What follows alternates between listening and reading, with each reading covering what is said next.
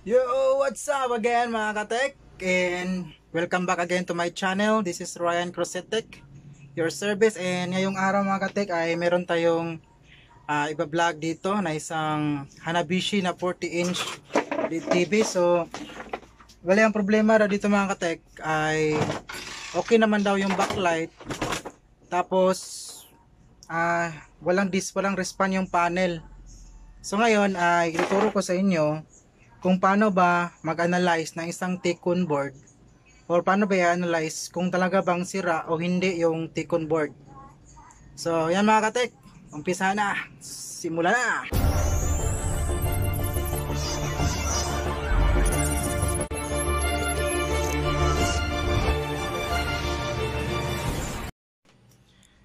So yan mga katek, bali ito yung main board niya at saka yung power supply niya, tapos ito yung Tikon niya. Ito yung ribbon na papunta doon sa panel natin. So ngayon mga katek, i-plug natin to para ma-check natin kung anong problema. So plug natin, and makikita nyo yung standby red lights nya. Tapos pindutin natin tong power button dito. Ito yung power button nya. Bali nabuksan ko na to. So ngayon magkukulay blue yan pag nag-oscillate na. So yung mga katek, nag-oscillate na. So punta tayo dito sa mirror natin. So yung mga katek, walang respawn yung panel natin. Kaya sabi ng mayari, backlight o problema. Kaso pagkakita natin dito, kung makikita nyo yung butas dito sa back ng panel natin, ayan, umiilaw naman yung backlight. Yung problema lang talaga is walang respawn yung panel. Ayan, makikita nyo. Ito nag-oscillate na nag-oscillate naman tong unit natin. May backlight naman siya. Kaso lang, walang respawn yung panel. O baka nga siguro, andito ang problema sa Tikon natin. Sa mga katek, unplug natin to. Ayan. Wala siya. So talagang mayroon okay yung backlight. So mga katek ay magbo-voltage checking tayo dito sa Tikon natin. Siguro may mga voltahe na nawala dito. Kaya hindi nagre-respawn yung panel, walang display yung panel kahit okay naman yung backlight. So check natin itong mga voltahe dito. So yung mga katek, first natin gagawin dito, check natin kung meron bang bin or supply na 12 volts itong Tikon natin dito. Ito yung 12 volts na supply natin. Sandali lang.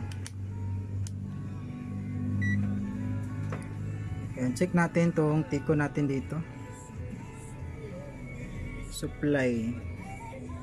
Ito yung supply. Tapos kung makikita nyo mga katek, meron naman siyang 12 volts. So, okay, meron namang okay itong mainboard natin. May supply dito papunta sa Tikon natin. So ngayon, check natin itong HBin nya na magsusupply dito sa DC to DC IC nya. Ayan. Yung BN yung magsusupply dun sa Tikon board natin at saka sa DC to DC IC natin. So ngayon check natin yung HBin. So yung mga katek, ito yung HBin natin. So, kung makikita nyo mga katek, 0.2 or walang supply na papunta dito sa HBin natin. Kasi dapat nasa 12 volts yan kung okay itong Tikon natin. So ngayon check natin ulit itong yung mga ibang voltahe dito, itong B-on. Check natin itong B-on dito mga katek. Ito yung B-on nya.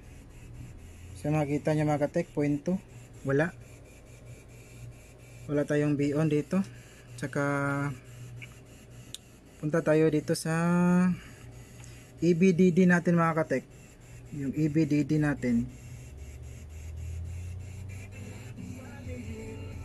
ayan, yung EBDD natin 0.1, wala mga katek. wala talaga. So dito naman tayo dito sa HABDD natin. HABDD.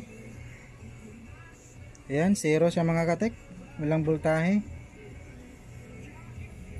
So ngayon dito tayo muna sa punta tayo dito sa BCC na 1.8.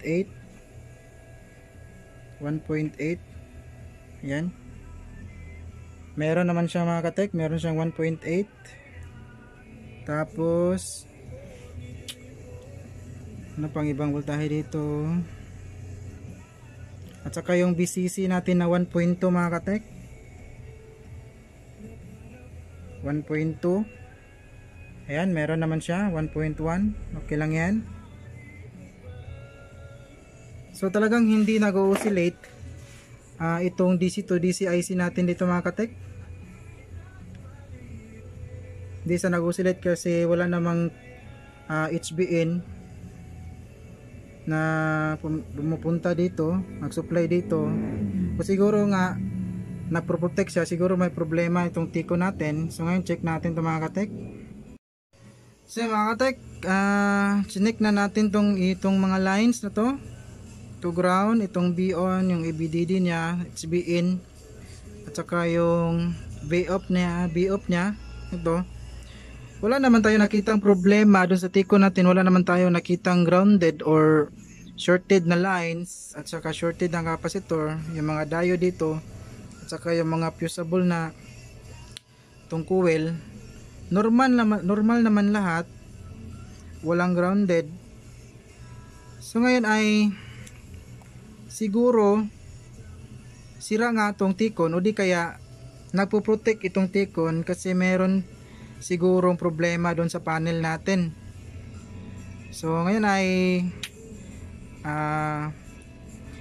try natin na i-force on itong unit mga katek.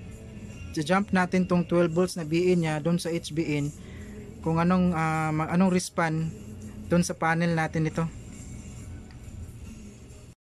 So yun mga katek, chinek natin itong tiko natin, wala naman tayo nakitang problema or grounded na linya.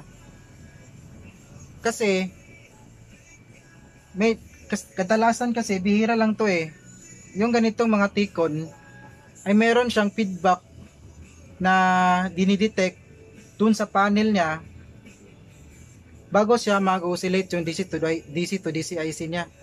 So ngayon siguro merong kulang na feedback, o di kaya may problema itong panel natin, kaya nagpro-protect itong DC to DC IC natin. So ngayon ay gagawin natin, try natin na i-force on itong unit, i-jump natin yung 12 volts doon sa HBA niya, at tignan natin kung anong problema o anong display, anong respan ng panel natin. Kasi hindi naman tutulad nung mga Samsung at saka Devant, LG na kahit may problema doon sa panel ay magpo-force on kasi yung DC to DC IC niya. Kahit may problema yung panel, talagang lalabas yung mga voltahe na yung HBN, yung EBDD, BGH, B on, BGL, yung B off. Itong bihira lang to kasi itong tiko na to kasi yung tiko na to hindi naman lahat, pero bibihira lang kasi na ang may tiko na ganito na mayroon siyang hinihintay na feedback na signal doon sa panel bago siya mag-oscillate yung DC to DC IC niya. So ito ngayon siguro mayroong problema itong panel, kaya nagpo-protect yung DC to DC IC, kaya hindi siya nagpapalabas ng mga voltahe. Hula ko lang yun. So ngayon force on natin mga katek. So ito na mga katek, pero ito yung supply sa sa BE natin. Tapos jump natin dito, kuha tayo ng kapirasong wire at saka isang 100 ohms na resistor. Tapos jump natin dito, bypass natin dito sa HBN para magkaroon ito ng 12 volts at magkaroon ng supply itong DC to DC IC natin dito. So ngayon check natin, plug natin itong unit at tingnan natin kung anong respan ng panel. So yan mga katek, plug natin. Standby mode.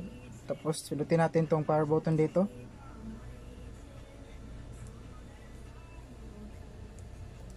Yan. Sulit na siya. So pansinin nyo mga katek, yun, ito ang respan ng panel natin. Ayan. Siguro kasi mayroon talagang problema itong panel natin, kaya nagkaganyan. Kung makikita nyo yung problema na yan. So ngayon nagka-supply na yung DC to DC IC natin yan, kaya nagka-respan na yung panel natin. So yung mga katek ay try natin maghang. Try natin maghang dito sa ribbon natin na papunta sa panel natin. So ito muna tatanggalin natin, tapos tingnan natin kung anong respan ng panel.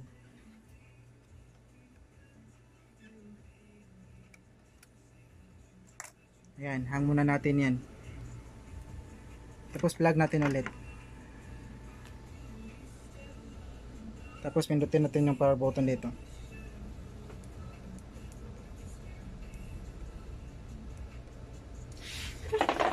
Pansinin nyo mga katek kung anong respan ng panel natin.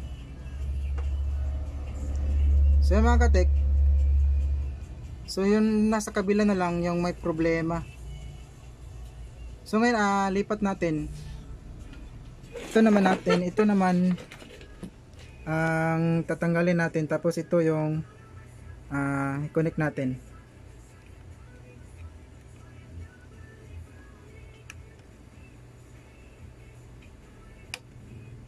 Yan. Tapos ito naman tanggalin natin.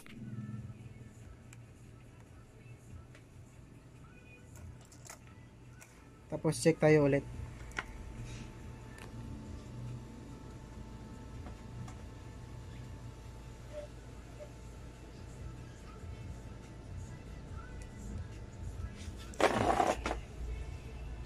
Pansinin nyo mga katek kung anong respan ang panel natin mga katek. So yan mga katek, lumipat naman sa kabila yung problema. Kung mapapansin nyo.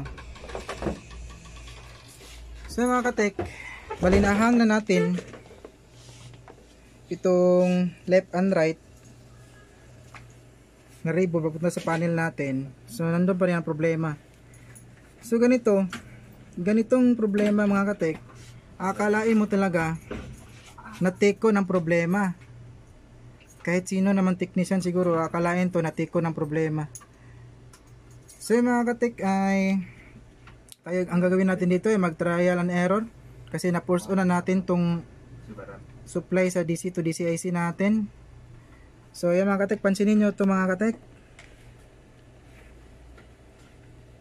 itong lines na to mga katek, yung CKB1, CKB2, CKB3, CKB4 at saka CKBB2, CKBB1, ayan, CKBB3 at CKBB4. Ito yung mga signals na i-detect na feedback dito sa DC to DC IC natin. So ngayon ay kung normal yung mga signal lines na yan, mag-oscillate yung DC to DC IC natin, magpuproduce siya ng voltahe, itong B on at saka B off. So ngayon mga katek, ang gagawin natin ay mag trial and error lang na tayo dito. Bali maglagay tayo ng tape, ika-cancel natin itong signal na nagka-problema siguro. Kasi kadalasan ito lang yung mga signal na nagka-problema doon sa mga double image at saka yung ibang kulay doon sa panel. So ngayon siguro itong signal ito may problema, kaya napoprotect itong DC to DC IC natin at saka itong tiko natin. So yung mga katek ay gagawin na natin to, maglagay tayo, tatapalan lang natin to, try lang natin to kung baka sakaling mag-success tayo dito. So yan mga katek, ay try muna natin dito sa kabila mag-block ng mga lines, ng mga signal lines, at saka try natin i-check kung anong respan ng panel. So bali ito mga katek, nagbilang ako ng 16 pins at saka kasi nasa yung mga CKB1, CKB2, CKB3, CKB4 hanggang sa CKB4 nagsisimula dito sa 16 pins. So magbilang kayo hanggang sa 16 pins, tapos mag-start kayo ng tapal. Bali 7 lines lang muna ang tatapalan natin dito mga katek. So try natin at tingnan natin kung anong respan ng panel natin. So mga katek,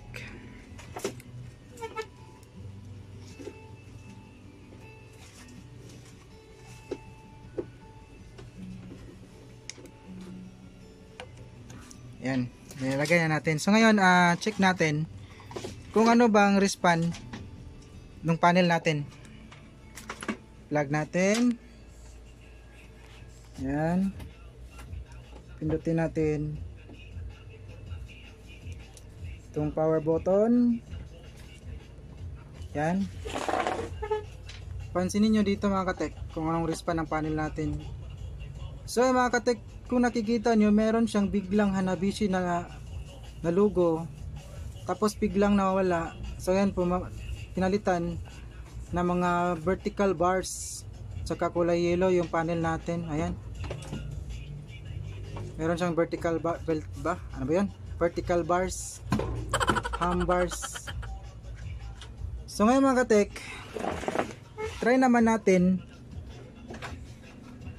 ililipat natin, doon naman tayo maglalagay, doon naman tayo magtatapal dito sa kabila itong mga signal lines, kasi itong lines na to, yung CKB1 hanggang sa CKB4 ay magkadugtong lang yan dito sa kabila. Bali ito yung mga signal lines na involved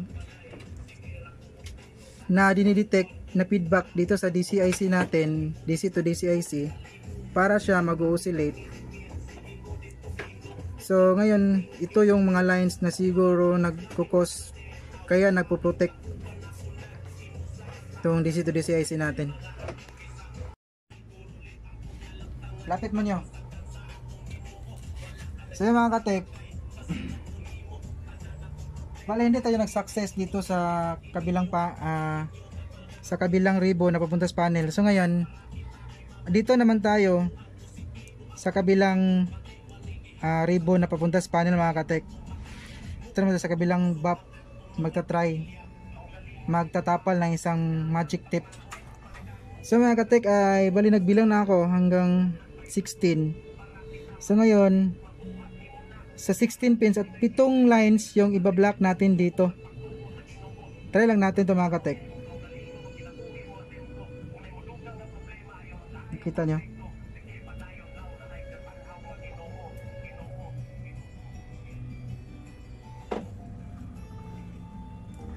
Kaya mga katek, bilangin natin mga katek ha. 2, 4, 6, 8, 10, 12, 14, 15 at doon sa 16 lines magsisimula tayo ng tapal, tapos 7 lines yung tatapalan natin. Ito 1, 2, 3, 4, 5, 6, 7. So mga katek, then lalagay na natin to. So mga katek, check na natin, plug natin. Pakita rin red lights niya. Tapos naka standby red light siya. Pindutin natin itong power button. Yan mga katek, nag-oscillate na siya. Tapos tingnan nyo doon sa panel natin mga katek. So ayun, ayun oh, ayun mga katek, success yung ginawa natin. Magaling kang kupal ka. Kung makikita nyo mga katek, lumabas na yung Hanabishi, tapos yung no signal nya. So naging successful yung ginawa natin dito mga katek. Kaya mga katek, na-force on natin tong yung T-con board natin na to. Yan, naka-force on yan. Tapos nag-block tayo ng signal lines dito sa T-con board natin. So ngayon mag-check tayo dun sa walang voltahe kanina mga katek. Itong BO natin at saka yung EBDD. Ayan, EBDD at saka yung HEBDD natin. Check natin tayo ng mga katek kung magkakaboltahe na ba.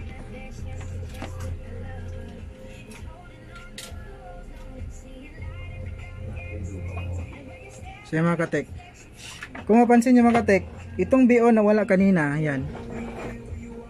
So ngayon meron na siyang 26. At saka itong EBDD natin, kanina to wala to eh. Ayan. Meron siyang 17 volts mga katek. At saka itong HEBDD natin, ayan. Kaya na 0 rin yan. So ngayon meron na siyang 8.5 volts. Nakalagay dito 8.8. So okay lang yan. So mga katek, ganun ang pag-analyze kung talaga nga bang may problema or sira ba talaga yung T-con. Kasi dati nag-order ako ng T-con eh, tapos pagkalagay ko wala pa rin nangyari. So bali isinauli na lang namin yung unit kasi hindi namin nakuha yung problema. So ngayon na nakakuha tayo ng idea. So ngayon in-apply natin. So naging successful naman yung ginawa natin mga katek. And maraming salamat sa mga kaibigan natin na nagbibigay ng impormasyon, nagtuturo sa atin mga katek. So mga katek, sana ay may natutunan kayo sa kunting video namin dito. And maraming salamat po sa inyong lahat sa panonood at pagtatangkilik sa aking channel. At kung bago ka pa sa channel ko mga katek, huwag kalimutang mag-subscribe at pindutin yung notification bell para maging updated kayo sa mga video ko pang i-upload. So yung mga katek, tatanggalin na natin itong jump natin, yung bypass natin papunta sa HBN. Tingnan natin kung magkaka-display ba ulit itong panel natin kasi pinurse on natin to eh. So ngayon tanggalin natin mga katek. So mga katek, bali natanggal na natin yung bypass natin, itong 100 ohms at saka kapirasong wire. Yan mga katek. So ngayon mag-check tayo ulit kung mag-display ba ulit kahit hindi natin pinurse on itong T-con. Plug natin, standby, tapos pindutin natin yung power button dito. Mga katek, tingnan natin sa screen natin dito sa salamin. Ayun oh! Yun o. Yun o. Hanabishi. Kita na yung Hanabishi mga katek. Kita nyo kanina mga katek na meron siyang vertical bars. Pag-portion natin sa ngayon, okay na siya mga katek. Kita niyo mga tek. Successful yung ginawa natin. So mga katek, lagyan natin ng anong ilagay natin dito nyo? Signal? O USB nyo. Lagyan natin yung USB mga katek para meron namang makukuha itong panel, hindi lang no display yung nakamarka.